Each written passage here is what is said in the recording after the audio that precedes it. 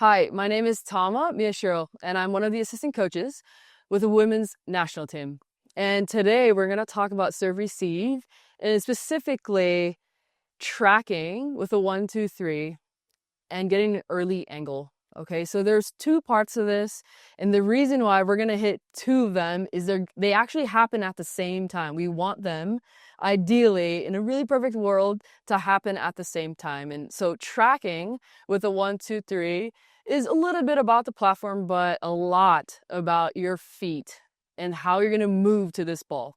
Okay, and then early angle is just this reminder that once we get that good eye work that we just talked about and we just learned about, we want our platform to get out early as possible. Okay, so once we see that serve off the contact of the server, we're getting our platform out as soon as possible to give us the best chance of a really good pass. Okay, so when we talk about tracking the serve, one way that I like to think about it is, what is the end goal? Okay, it's a really complex part of passing. And so in our attempt to simplify it, we can kind of work backwards. Okay, our end goal is that we shuffle or we shove the ground and we get our angle out early at the same time. Okay, are we going to be perfect with it? No, definitely not. Our girls at the highest level, we're just trying to do this more often than not, right? But for whatever context you coach in, you have to figure out, what does it mean to actually look or be successful, okay? So remember, these are two things that are happening at the same time, and we're gonna dive a little bit deeper into them. So the first part is we wanna get our platform to the line of the serve, okay? So when we talk about the line, we're talking about the path of the ball coming off of the server's hand. Okay, so anytime I refer to the line, that's just that path. And to some extent, we are making our best guess of where it's going to end up, right? Are we going to be perfect at that too? No. So we're just aiming to get the most information and be the most accurate as possible. The second part is we want to shove the ground. We want to shuffle. Okay, and we like the term shove, coaches, because it's more dynamic. It has tone to it, right? If you think shove, you're really going to push off. When you say shuffle, you're going to nicely shuffle.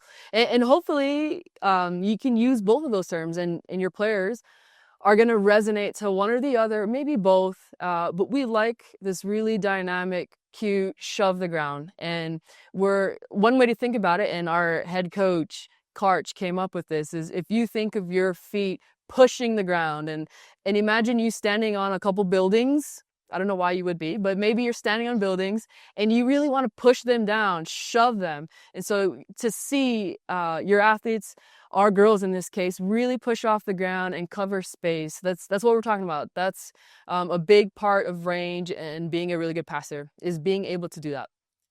Okay, so one quick thing before we move on is, remember, these two things with our footwork, with shoving the ground, with getting our platform to the line, they happen at the same time.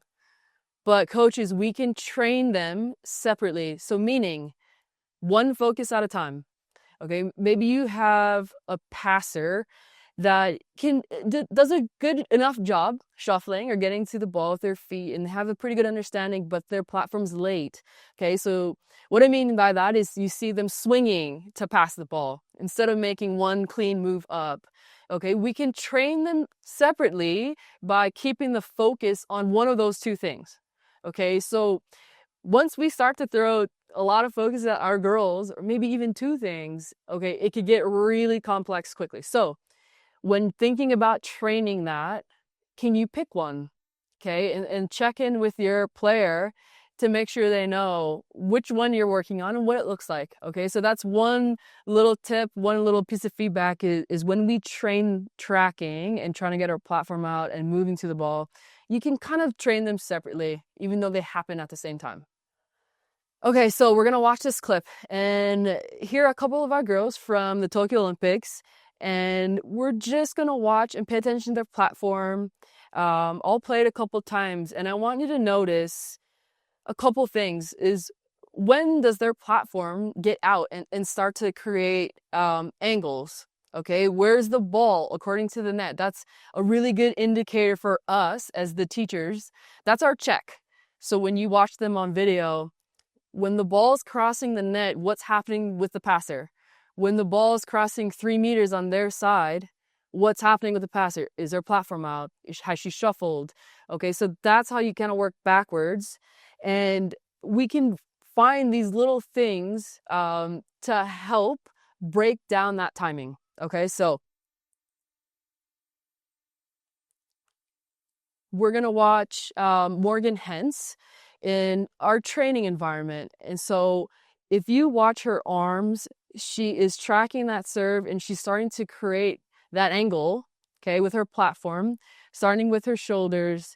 And you can see how her body and her, essentially her shuffle or how she shoves the ground to create that space, okay? So let's start it back up from the top.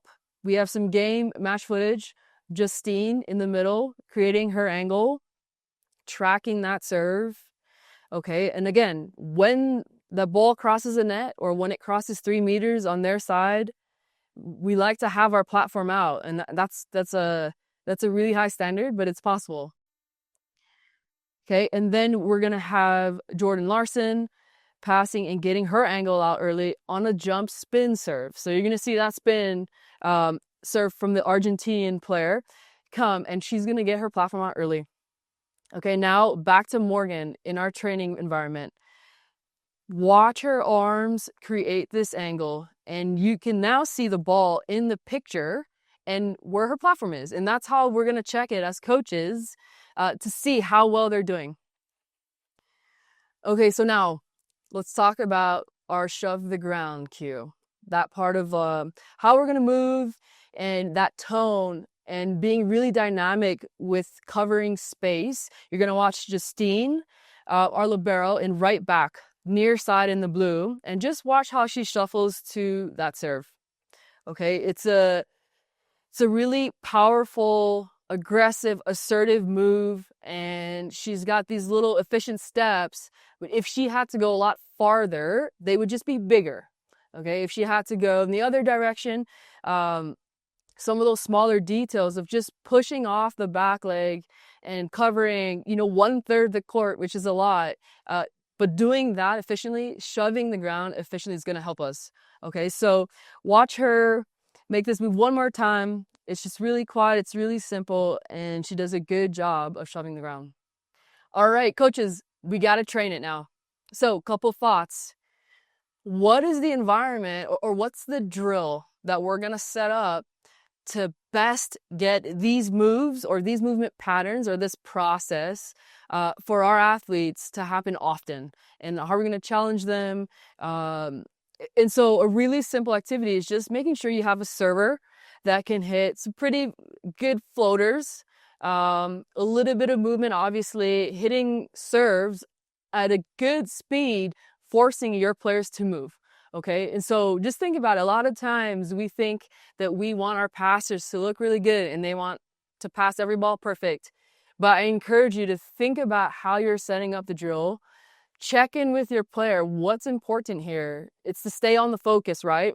And then to see how well can I execute this skill and master tracking, shoving the ground, getting my platform out early. Okay, so a couple thoughts there. Don't forget, we need them to fail. We want them to explore answers. We want it to be a little ugly at first because that's actually how they're going to test how many different answers they have, okay, and what their range is. And so make sure that this environment, once they get a hold or once they get an idea of how this process looks, this part of the pass, then let's challenge them. Let's really push the boundary and see how much space they can cover. And if you watch a lot of high-level volleyball now, you're going to see a lot of liberos covering almost half court. Okay, you're going to see a lot of really good passers at elite levels covering a ton of space. And being able to do this, being able to track the serve and move efficiently, it's huge. Okay, so the last thing I'm gonna leave you with is stay on the focus and see live serves. get your players to feel the heat, get your players to control force, get them to really work on tracking, because that's the only way they're going to get an accurate test of their ability, because it's just too easy to track a serve that's coming slow. Okay, so a reminder is end with some speed and with some challenge. So good luck, and remember, these two things are happening at the same time. We can train them separately, staying disciplined with our focus, and let's test it. Let's see how well they can do.